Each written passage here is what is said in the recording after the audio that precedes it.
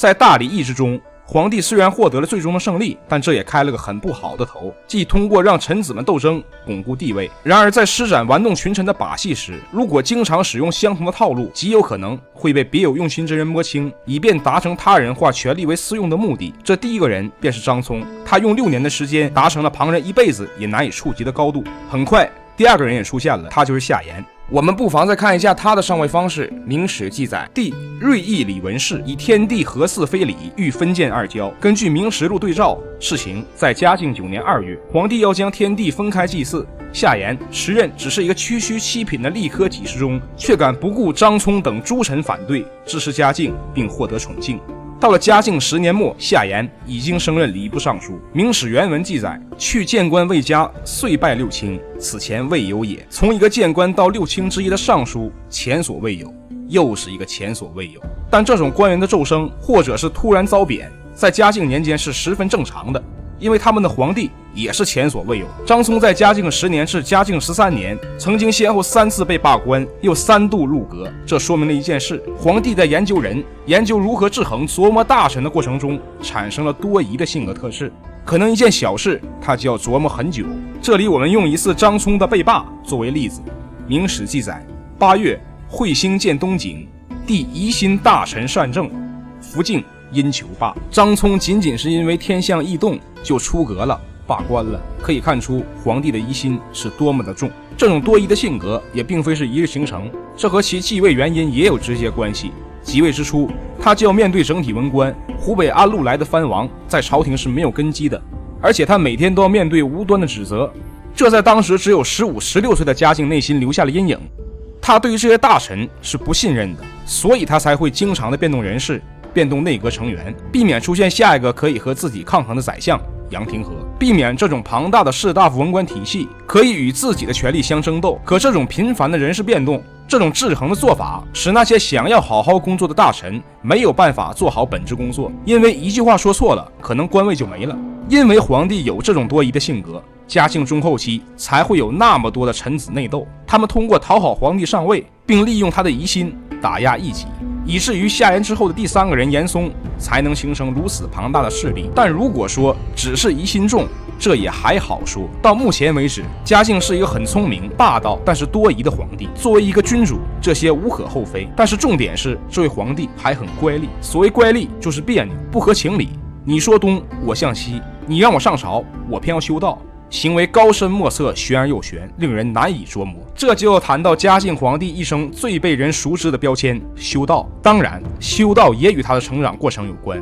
明史记载，嘉靖同父同母兄弟共有4人，其大哥出生5天就死了，大姐4岁去世。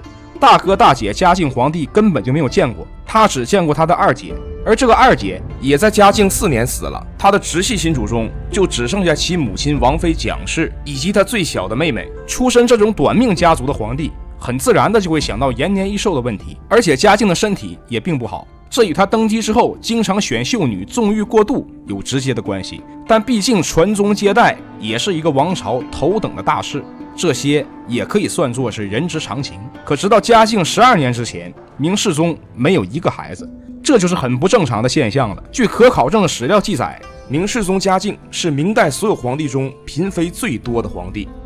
家族的兄弟姐妹们早夭，自己的身体不好，还没有孩子。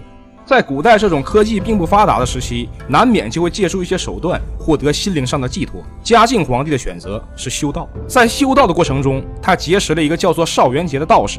据明史记载，邵元节在嘉靖3年入宫，是江西龙虎山的道士，曾经以祈雨祈雪成功获得皇帝的赏赐。古代道士观天气，祈雨祈雪，这是正常的现象。但自从嘉靖15年邵元节还朝，帮助嘉靖调养身体后，事情逐渐开始变得不正常。这个道士让皇帝在之后生了8子5女，共13个孩子。具体使用什么方法，我们无法考证，但是可以认可的是，从此之后，嘉靖对于修道仪式的重视程度超过了其他所有的事情。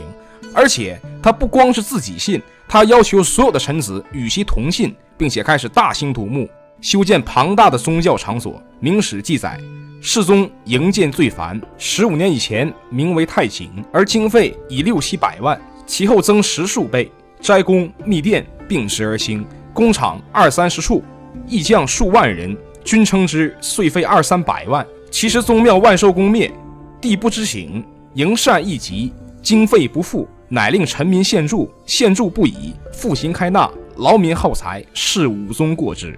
修道是很花钱的，皇帝也缺钱，而且他花钱的程度甚至比他的前任武宗全国折腾还要高。嘉靖21年，其修道已经逐渐癫狂，性格喜怒无常，经常残害工人，殴打宫女。宫女实在忍受不了，试图谋反刺杀皇帝，但最终还是以失败告终。此事之后，嘉靖搬离大内，改到西苑居住，并且此后近20年中，皇帝几乎没有再上过朝，只在西苑召见近臣。修道一事可以证明明世宗是一个极端自私且刚愎自用的人，至少在嘉靖执政的前40年，他应该是真的相信能够修炼成功的，以至于他下令让太子监国去闭关玄修，以至于他不见自己的孩子们，因为他自私到企图通过修道与上天沟通，做万世之君，夺天下之财。同时他也借助修道神化自己，封各种道号，让臣子们写青词。嘉靖中后期，有诸多青词高手活跃在政坛，他们通过青词获得圣卷，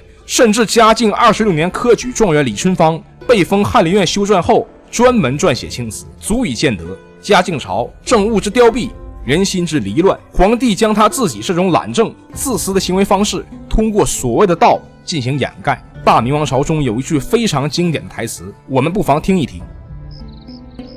北域鞑靼，南抗倭寇，今年都指望着卖给西洋的50万匹丝绸。为了军国大事，我必须半价收购桑农的生丝，苦一苦百姓，骂名我来担。皇帝搞钱，苦一苦百姓，臣子替皇帝负担骂名，这又何尝不是当时臣民的真实写照呢？最大的奸臣严嵩曾经也是个能够坚持原则的人，但在嘉靖皇帝的政治高压和乖戾的性格下，他想要侍奉好主子，恐怕也只能委曲求全，并逐渐走向堕落，最终被钉在历史的耻辱柱上。坦率地讲，作为明代执政时间第2长的皇帝，明世宗嘉靖并不是一个可以被简单定义的人。其45年的帝王生涯可以分为4个阶段概括，即大礼议、夏言与严嵩争权、严嵩专政、导言。不难发现，这其中没有一项是围绕政务展开的，都是权力的斗争。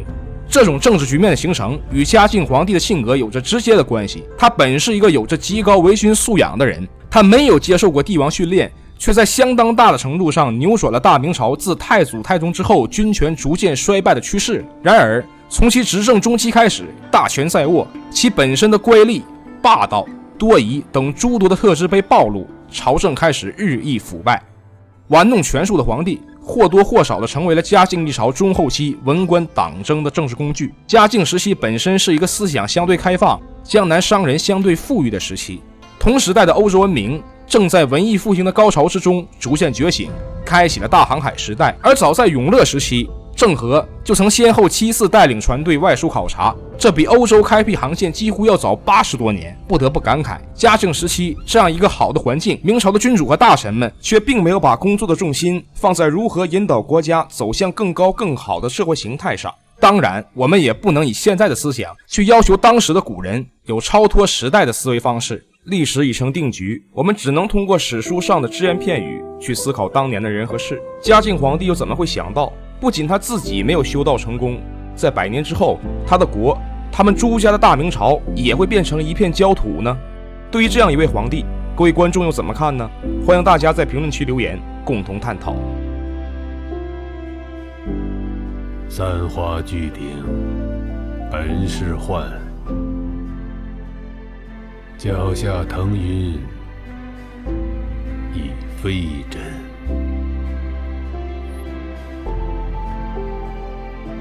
以上就是本期视频的全部内容了。如果您喜欢，可以点赞加关注，感谢各位观众的支持。